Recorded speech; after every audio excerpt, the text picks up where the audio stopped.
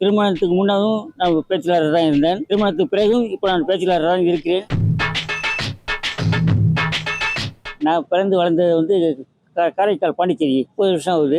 61 பிறந்து 14 வருஷமா ஒர்க் பண்ணிட்டு சென்னைக்குன்னு வந்து 30 வருஷம் ஆகுது. அம்பத்தூர் எஸ்டேட்டை வந்து ஒர்க் பண்ணேன். அங்கே வந்து கொஞ்சம் ஒர்க் பண்ணிட்டு இருக்கும்போது கம்பெனி வேலைக்கு கூப்பிட்டாங்க. அங்கே போய் டாப் ஹெல்ப்பர் ஒர்க் பண்ணோம். திரும்ப ரிட்டர்ன் ஆகி வெவ்வேறு இதில் மூவ் பண்ணும்போது கடைசியில் வந்து சரியா இல்லைன்னு சொல்லிட்டா சரி செக்யூரிட்டியில் சேரலாம்னு சொல்லி 20 வருஷமா செக்யூரிட்டி வேலை தான் பார்த்துட்டு இருக்கேன். கேஎஸ்ஐக்கு வரல பார்த்துருக்கேன். அவர் வீட்லேயே ஒர்க் பண்ணியிருக்கேன். ஆஃபீஸ்லேயே ஒர்க் பண்ணியிருக்கேன். அவர்கிட்ட ஒர்க் பண்ணது வந்து நல்லா பரவாயில்லப்பா அப்படின்னு சொல்லியிருக்காரு. ஆனால் ஒர்க் பண்ண இடத்துல தான் வந்து குறைகள் ஒன்றும் இது இல்லை. என்னன்னா வேலைக்கு வேணாம், ஏஜி எடுத்து வேலைக்கு வேணும்னு சொல்லிடுறாங்க. வீட்டு சூழ்நிலையினால அந்த தங்கி ஒர்க் பண்ணுற நேரமா ஆயிடுச்சு. 2 பொண்ணுங்க இருக்காங்க. ஊர் வந்து நாகப்பட்டினம் கட்டி கொடுத்து இப்போ நாகப்பட்டினத்தில் ஒர்க் பண்ணிட்டு இருக்காங்க. மருமக வந்து வக்கீலா ஒர்க் பண்றாரு. என் ஒய்ஃப் இறந்துட்டாங்க. பொண்ணுங்க வீட்டுக்கு போயிட்டு வர்றது. இப்போ தனிமையில தான் இருக்கிறேன். இருந்தாலும் கூட என் பொண்ணுங்க வந்து என்ன பார்த்துக்கிறேன்னு சொல்லி மூவ் பண்றாங்க. திருமணத்துக்கு முன்னதும் நான் பேச்சுலராக தான் இருந்தேன். திருமணத்துக்கு பிறகும் இப்போ நான் பேச்சுலராக தான் இருக்கிறேன். இனி கடைசி வரைக்கும் இதுதான். குடும்பத்தார்களுக்கும் உங்களுக்கும் சேர்த்து வாழ்த்துக்கள்.